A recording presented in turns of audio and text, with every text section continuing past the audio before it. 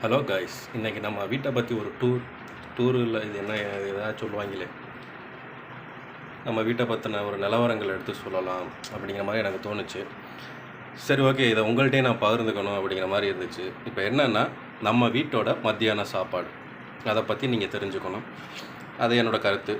நான் படுற கஷ்டங்கள், அவஸ்தைகள் எல்லாமே நீங்களும் தெரிஞ்சுக்கணும் இல்லையா? எப்படிடா அந்த பையன் உயிரோடு இருக்கான்னு பல பேருக்கு சிந்தனைகள்லாம் இருக்குது. இருந்தாலும் நான் அதை உங்கள்கிட்ட பகிர்ந்துக்கணும்னு ஆசைப்பட்றேன். வாங்க போய் பார்க்கலாம் நம்ம கிச்சனை.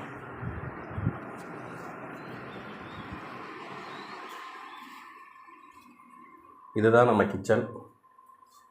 இன்றைக்கி உள்ள சாப்பாடு சாதம், தயிர் அது இல்லை கழனி தண்ணி, மாட்டு தண்ணி.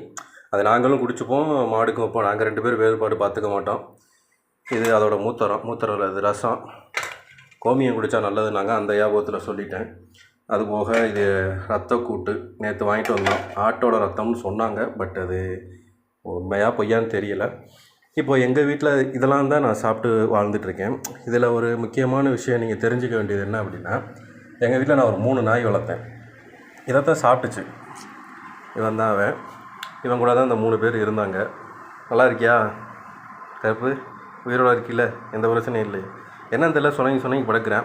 இவன் கூட இருந்தவங்க இதே சாப்பாடை தான் சாப்பிட்டானுங்க. இப்போ போஸ்டரில் இருக்கானுங்க. பட் இதில் எல்லாம் தப்பிச்சு நான் இருந்துக்கிட்டு இருக்கேன். அப்போ அதெல்லாம் எவ்வளோ பெரிய தெய்வ செயலுங்கிறது நீங்கள் தெரிஞ்சுக்கணும்.